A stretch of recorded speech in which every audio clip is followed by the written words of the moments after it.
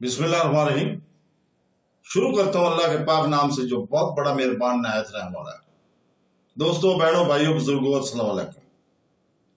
आज हम अपने इस बयान नंबर 11 को अल्लाह ताला की रज़ा के साथ आपके सामने पेश कर रहे हैं और हमारा मकसद कुरान पाक और सुन्नत रसूल से सीखना और सिखाना, अहकाम को समझना, तारीख पर गौर करना और इलाही रहनुमाई से मसाइल का हल तलाश करना है।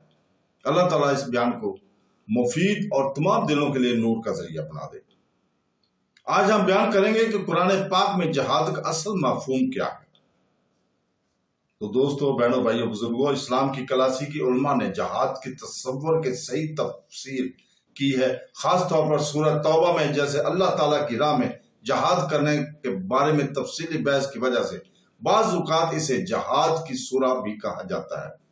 इमाम इब्न कसीर ने अपनी मशहूर तफसीर अल कुरान अल अज़ीम में वज़ाहत की है कि सूरह तौबा की आयत नंबर 41 में हुक्म है कि निकलो, ख्वाह हल्का हो या भारी, और अपने माल और जान से अल्लाह ताला की राह में जहाद करो।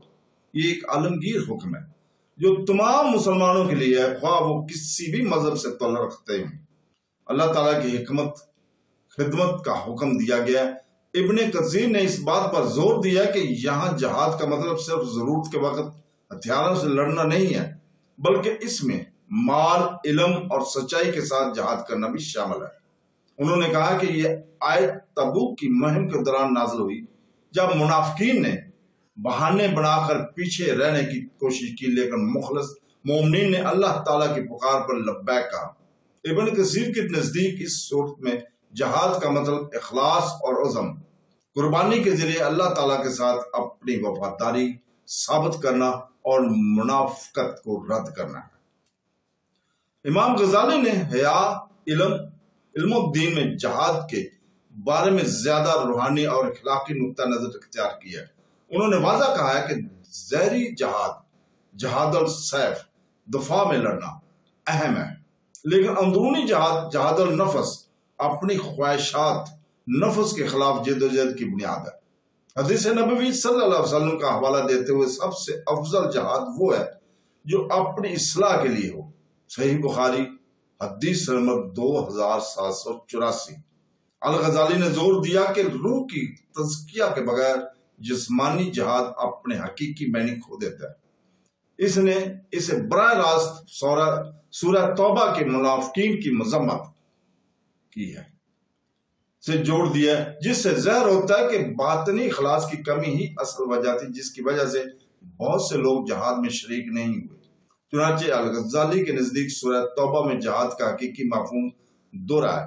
जरूरत पड़ने पर इस्लाम के दुश्मनों का मुकाबला करना और मुनाफिकत, सुस्ती और दुनिया की मोहब्बत के फितनों का मुकाबला करना है। दिगर क्लासिकी उलमा जैसे अल तबरा और अल कुर्तबी ने भी भरपूर बसीरत दी है।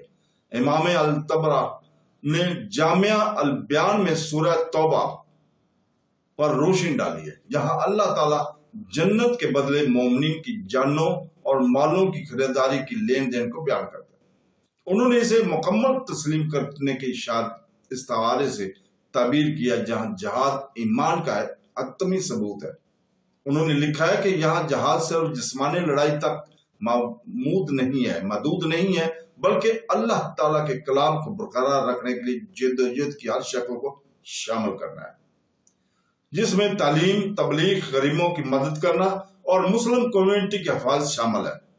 इमाम कुर्तबी ने अल जामिया अल हकामुल कुरान में इस बात पर जोर दिया कि इस आयत को इंसाफ और रहम की रोशनी में समझना चाहिए।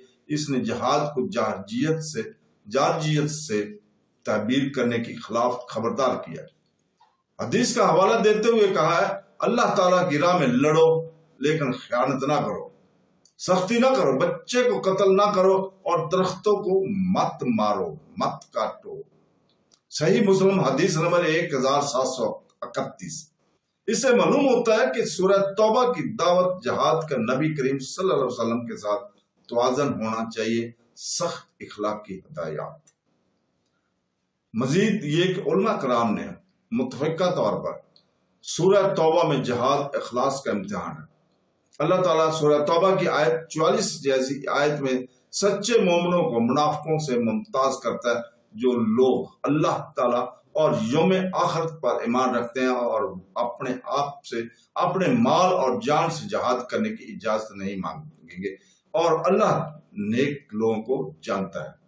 ابن کثیر نے تبصرہ کیا ہے کہ اس آیت نے عذر تلاش کرنے والوں کے ضعیف ایمان کو ظاہر کیا۔ اس کے نزدیک یہاں جہاد کا مطلب قول سے نہیں بلکہ عمل سے حقیقی ایمان کا مظاہرہ کرتا ہے۔ اس طرح الغزالی نے اسے ایک یاد دہانی کے طور پر دیکھا ہے کہ جہاد کا آغاز خود احتسابی سے ہوتا ہے، اپنے دل کو صاف کرنا، تاکہ جب اللہ پکڑے تو مومن بلا جھجک جواب دیتا ہے۔ تو دوستو، علماء کرام نے سورہ توبہ میں جہاد کو ایک جامع تصور کے طور پر دیکھا۔ ابن کثیر نے اسلام کا دفاع کرنے اور اللہ تعالیٰ کے لیے جان و مال کی قربانی دینے کے لیے اپنے ظاہری فرض پر زور دیا۔ الغزالی نے نفس کے داخلی جہاد پر روشنی ڈالی ہے، جس کے بغیر خارجی جہاد بے معنی ہے۔ الطبرہ نے ہر طرح کی جدوجہد کے ذریعے اللہ تعالیٰ کے سامنے سر تسلیم خم کرنے پر زور دیا، جبکہ القرطبی نے جہاد کے اخلاقی حدود کو واضح کیا ہے، ناانصافی کو روکا۔ ان کی تفسیروں سے یہ بات سامنے آتی ہے کہ سورہ توبہ میں جہاد کا اصل مفہوم عدل کے لیے بیرونی جدوجہد اور خلاص کے لیے اندرونی جدوجہد کے درمیان توازن ہے۔ یہ دونوں ہی ایک سچے مومن کی تعریف کرتے ہیں۔ تو دوستو، بہنوں بھائیوں، بزرگوں، آج اپنی ہم اس بیان کو یہیں پہ اختتام پذیر کرتے ہیں اور اپنے عاجزانہ دعا کرتے ہیں کہ اے اللہ، ہمارے دلوں کو پاک کر، ہمارے اعمال کو قبول فرما، ہمارے گناہ کو معاف فرما، ہمیں اپنے شکر گزار بندوں میں شامل فرما، ہمارے وقت، ہمارے اہل و عیال اور ہمارے ایمان میں برکت عطا فرما، اور ہمیں قیامت کے دن اپنی رحمت کے سائے میں جمع فرما۔ آمین ثم آمین۔ اللہ حافظ۔